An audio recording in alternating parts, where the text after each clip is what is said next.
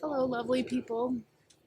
Today I want to talk to you about a book that I recently read called The Four Agreements, a practical guide to personal freedom, which is right up our alley on this website. So I want to talk to you a little bit about what the Four Agreements are and what we can glean out of this book. However, I don't want you to miss reading the book just because I reviewed it here. I am not doing it justice. This is just a very brief overview, but every page is just infused with beautiful wisdom and insight and liberating thoughts.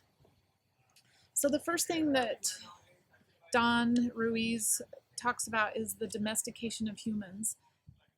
This is basically the programming that we receive from the time we're young children when we are being shaped and formed to think like the people around us want us to think to, to think like the people around us want us to think.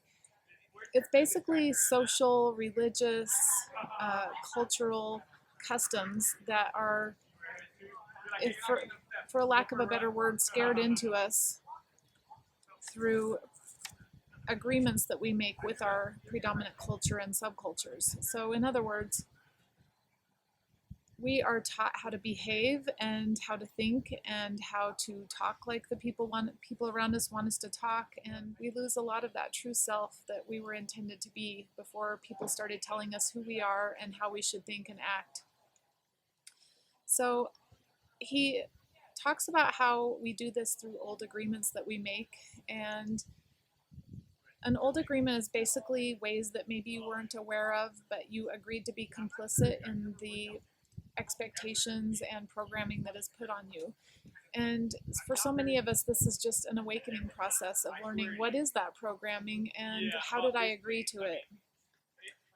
So he discusses throughout this book four new agreements that we can make with ourselves. And very briefly, they are, first of all, be impeccable with your words.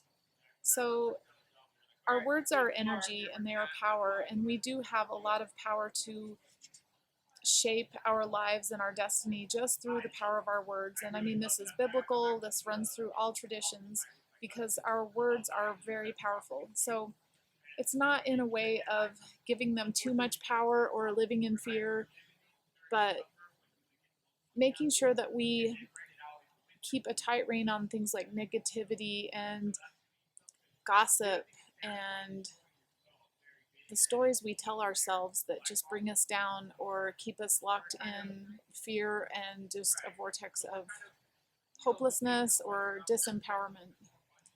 So, in other words, look at our words as an opportunity to shape how we want our lives to be through positivity, through love, through gentleness, through creativity, through compassion.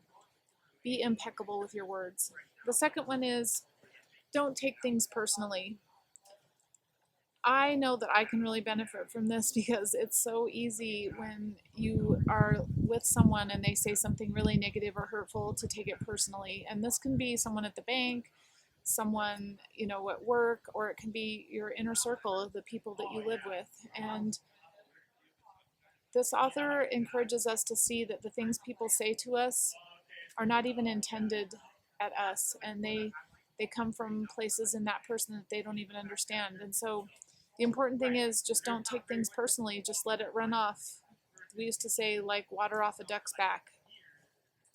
The next one is don't make assumptions, and this is one that I'm really bad at, and that is basically assuming what people mean when they say something to you instead of clarifying. And I know I'm really bad at this because I will either either somebody will say something to me or they won't respond to me, and if I reach out to them or something, and my mind just can go wild with assuming what's going on. And this is just such a false negative narrative that I create in my mind, because hardly ever do those things turn out to be what I imagine that person is thinking or what they meant by something. So it's good to clarify and not make assumptions. And if you don't know, just wait until you do know, but don't be creating a story in your head. The last one is do your best.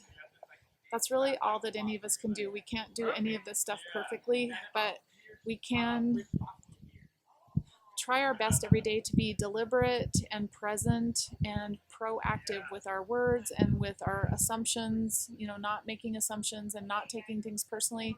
It's so much easier if you plan ahead at the beginning of your day that you're not going to take things personally than if you just wait until something happens. So do your best. Read the Four Agreements. You won't be sorry. It's a wonderful book. And in closing, I just want to say I'm still in the process of moving. It's about a week until we fly out to Puerto Rico for good. So I'm really happy I got this blog entry in today, but I'm planning on having another one next week, but I have so many great things planned for you guys in the near future, and I just look forward to interacting with you and hearing your thoughts on some of these things. So read the Four Agreements, and I will see you next week.